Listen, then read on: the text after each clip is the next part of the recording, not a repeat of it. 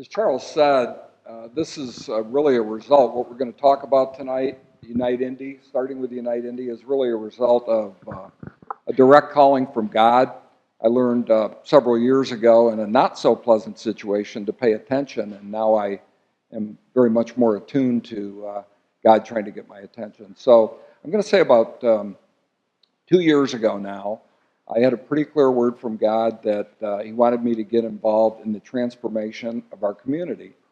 And I really didn't know what that meant at the time. I just felt that that's what I was being told, but I didn't really understand it, to tell you the truth. So what I decided to do is I got a hold of about 20 friends of mine who were serving in various ministries and churches around the city, and called them up and sent emails and just said, I feel I'm being called to city transformation. If you have any interest in this area at all, I'll pay for lunch. Of course, that always gets ministry people to show up anyway when you tell them you're going to pay for lunch. But I said, I'll buy lunch. It's on me. And I just want to talk about this and figure out what's being done now, what's being done. Maybe we can talk a little bit about what people know is being done around the country and just see where it goes.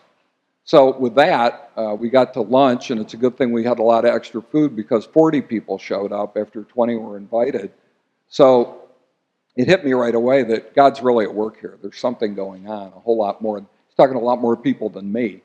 And then when I listened to what everybody said as we went around the table and people described what they were doing, why they were doing it, and who they were serving, it was obvious that there was so much more good work going on that I had even been aware of before. And I thought I was right in the middle of it at the National Christian Foundation because so much funding was going out from donors to various ministries. So I thought, wow, this is just amazing. It's just so much more exciting that I didn't know really what to expect. So we decided to just kind of keep talking because we really didn't know where to go with it. Then there was another group that decided to get together monthly.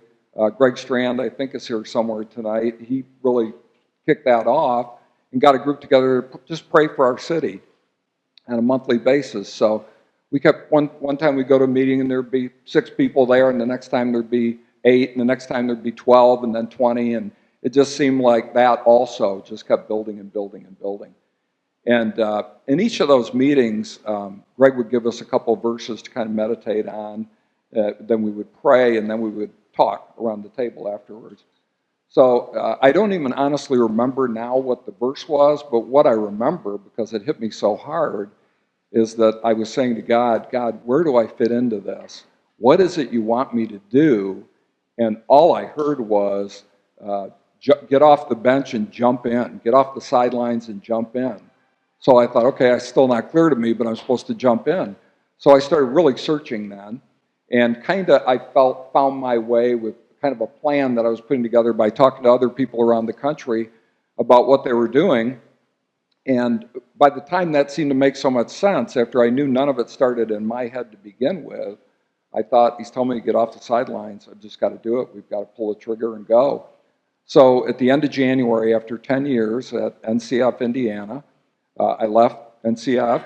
And the next day, February 1st, we started Unite Indy. Nancy and I founded it, and then Russ Daniels, who's here tonight, is also a member of our team, and you'll hear a little bit from him as well. But along with a few other items that you have on your seats, I think on most of the seats, you've got a brochure that looks like this. That is a brochure about Unite Indy. I don't want you to read it now. I just want you to remember what it is and go ahead and take it home. But what it tells you basically is that Unite Indy exists to bring hope to the hopeless in our community. And we're going to try to do that in a number of different ways. And really the first one is that we want to develop an army of Christians to serve in the areas that we're looking at. And we're starting out looking at what the Public Safety Department a couple of years ago determined were the 6 hot spots in our city, were the highest crime areas and most poverty, and you name it. It was in all these areas and still is. So we're going to target those initially, and then eventually hopefully spread throughout central Indiana into the whole 9-county area. But I'm not even going to say how long that's going to take, because I'm not going to be satisfied until we feel that we see something really strong coming out of our efforts in these 6 hot spots where the needs are so great at this point. So we want to develop this army of Christians to serve, to volunteer, and then also there are other people who are interested in serving, and we're going to invite them to come along too. So it's not just limited to Christians. We want to match needs with God-given talents people have. And there are a number of ways we'll do that you'll learn over a period of time if you keep track of what we're doing, because we'll let you know. And we're going to be working to connect suburban churches with urban churches and urban ministries. And I know, if you're a member of a church, that's not an easy task. That's probably the hardest thing that we're talking about here. But we're just going to go at it one after another, and if we get resistance, we'll go away and come back later when we've exhausted everything else. So just one at a time. What we're going to try to do is connect suburban churches that have means and people with urban churches that have huge needs that are just ever growing all the time. And of course the resources are so limited because the people who would be the supporters of the church are the very people who are in need. So it's not a good equation for having the dollars to do what you need to do.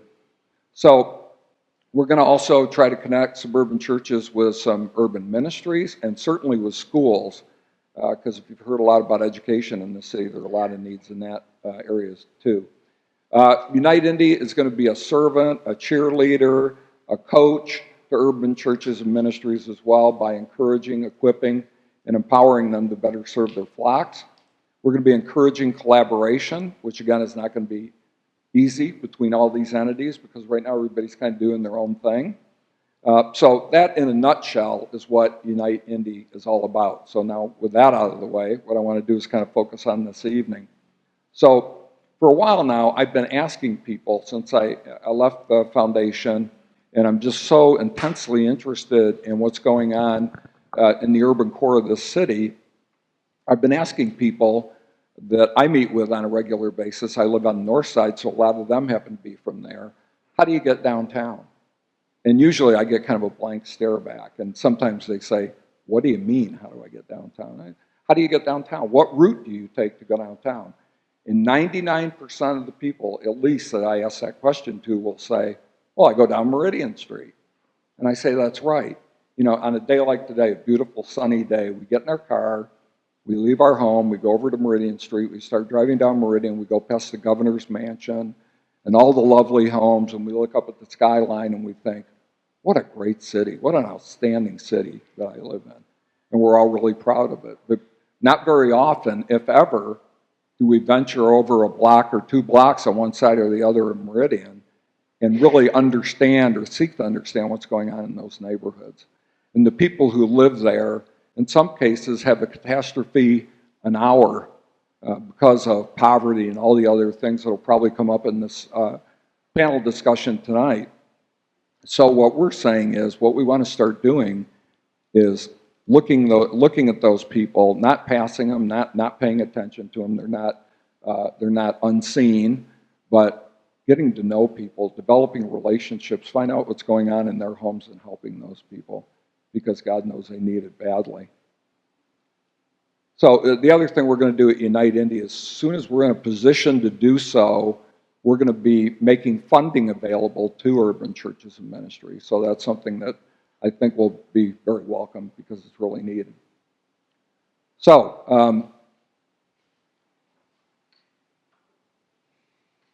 the whole point I wanted to make with this whole thing about not getting off Meridian Street and not knowing what goes on, not being really attuned to what's going on, these people are our neighbors, they're our brothers and sisters, they're the people that we're commanded to love by the Lord, and we talk a lot about it, but I wasn't really doing a lot about it. And when I realized that, I thought, that's what the Lord's telling me He wants me to do. He wants me to do something about it, not just talk about it. So that's what we're doing now. And what hit me is before we go on a mission trip on the other side of the ocean, we'll go through some cultural sensitivity training. That's normal, so that we don't offend people when we get to the other country because they live in a different culture than we do. We started thinking about getting this army of what would basically be suburbanites to get out into the inner city, and what we realized is there's too much opportunity for major culture clash there because this isn't even a racial thing, it's really a cultural thing of how we grow up and what advantages maybe we had that we didn't even know we had, that kind of a thing. And we go into another area and we might say something that's really offensive to somebody who didn't share in all the things that we had. So we need to be careful. So that's really why we're here tonight. It's not only to learn how people come at things from their own perspective based on their own life experiences, but also to become sensitized to it and to start to really understand it. We need to ask questions, we need to listen, and we need to really attempt to understand.